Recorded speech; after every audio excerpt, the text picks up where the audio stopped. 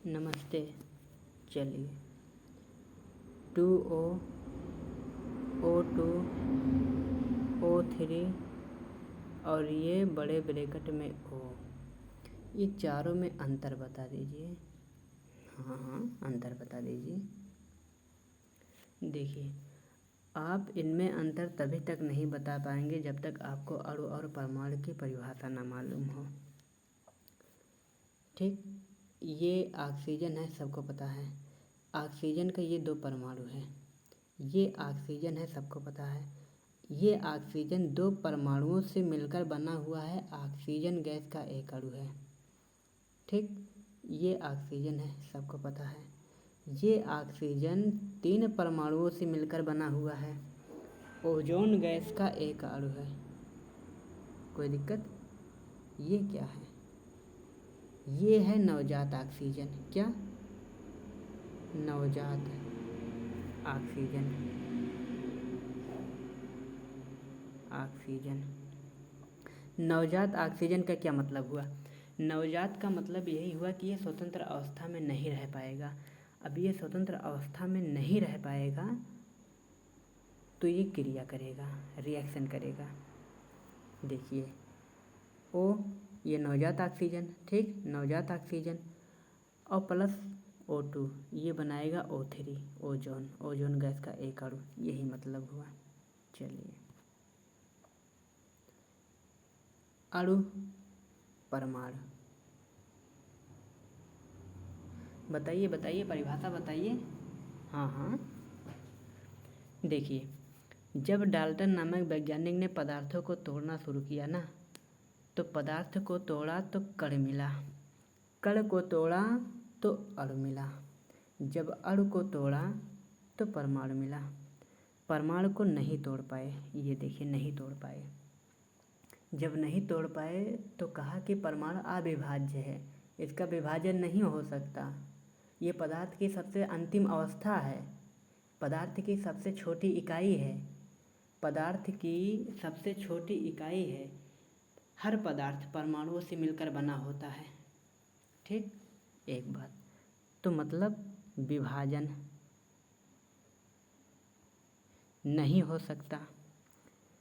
अंतिम अवस्था,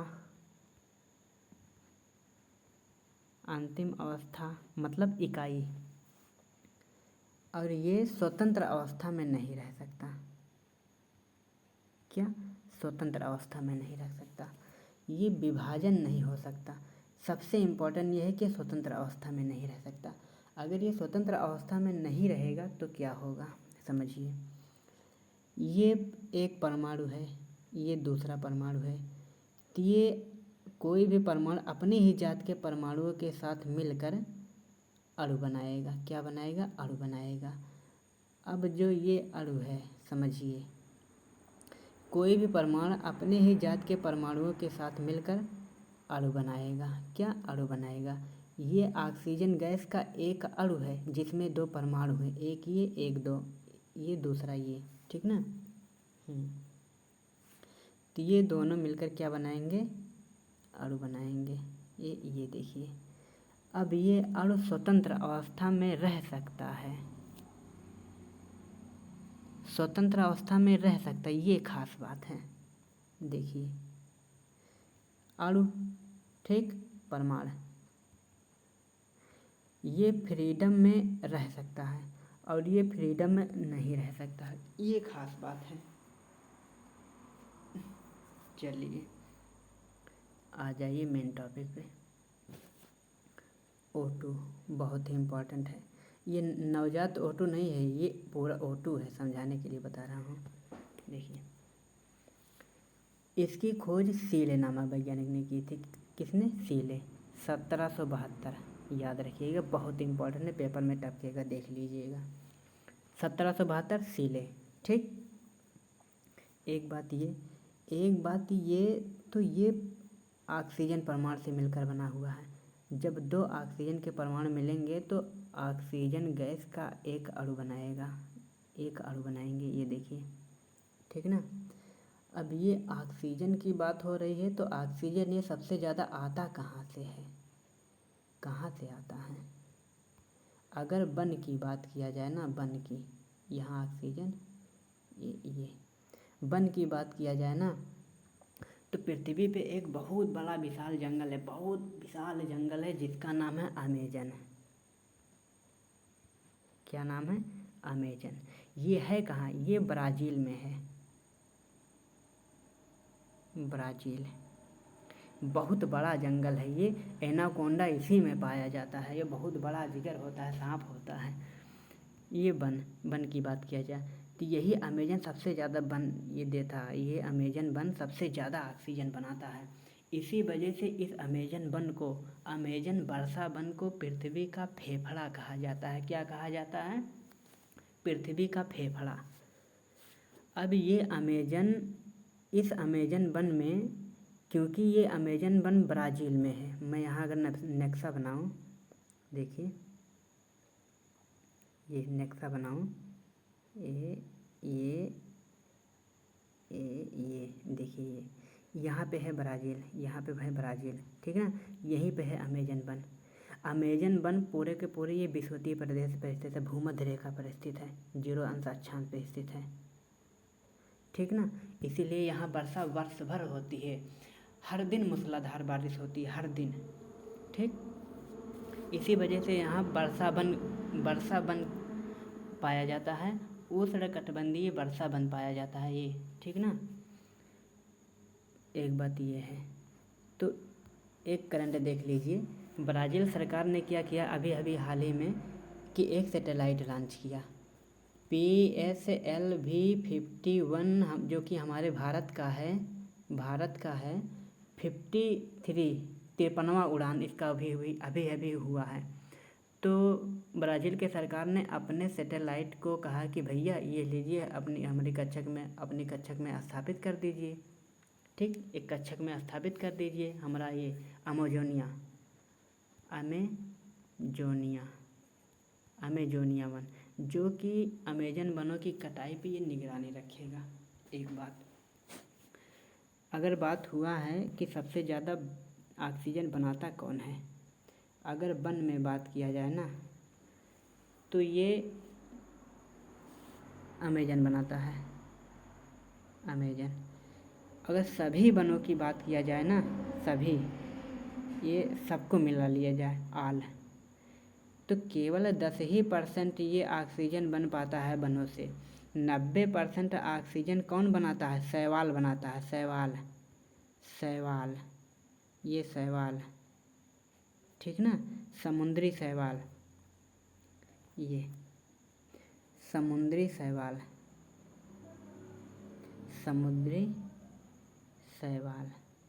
ये ऑक्सीजन ये 90% बनाते हैं। सबसे ज़्यादा ऑक्सीजन यहीं से बनता है, समुद्री शैवालों से आता है।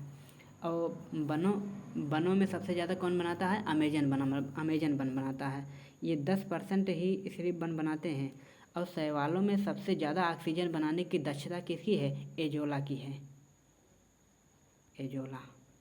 एजोला एक जलीय फर्म है जो ऑक्सीजन बनाने में सबसे ज़्यादा दक्ष है, लगभग 8% के बराबर। अब इस शैवाल में कई प्रकार के शैवाल पाए जाएंगे। इन प्रकार के शैवालों में एजोला एक प्रकार का शैवाल है, जो कि सबसे ज़्यादा ऑक्सीजन बनाया जाता, सबसे ज़्यादा ऑक्सीजन यही बनाता है। इसीलिए एजोला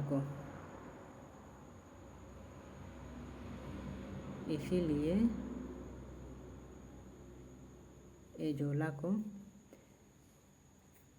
अंतरिक्ष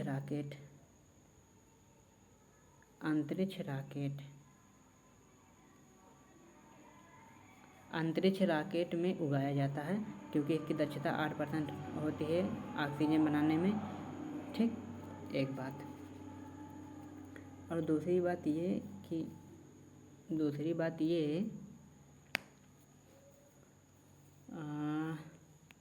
कि जो शैवाल है ना,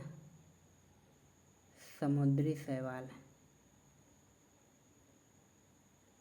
ठीक ना, ये कई प्रकार के होते हैं। जैसे एक तो नास्टाक हुआ, कई प्रकार, मैं नाम लिख रहा हूँ, ये नास्टाक, एक मिनट, जैसे एक तो हो गया अल्बा, नास्टाक, ठीक, पोरपायरा, ठीक, एजोला, ये सभी के सभी खाए जाते हैं एक सारगैसो।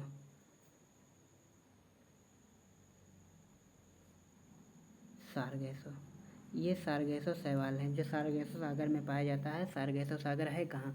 उत्तरी अटलांटिक महासागर में है। ये सारगैसो सागर उत्तरी अटलांटिक महासागर में है।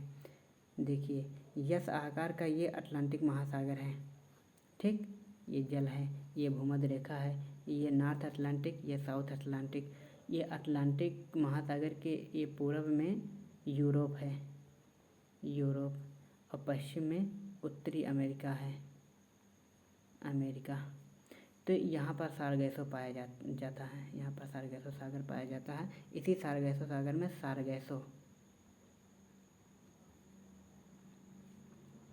सारगैसो शैवाल पाया जाता है, जो कि बहुत ही इम्पोर्टेंट है। ये एक तो ख़ास बात इस सागर की ये है कि ये इसका कोई तट नहीं है, ये बिना तट का सागर है, बिना तट का।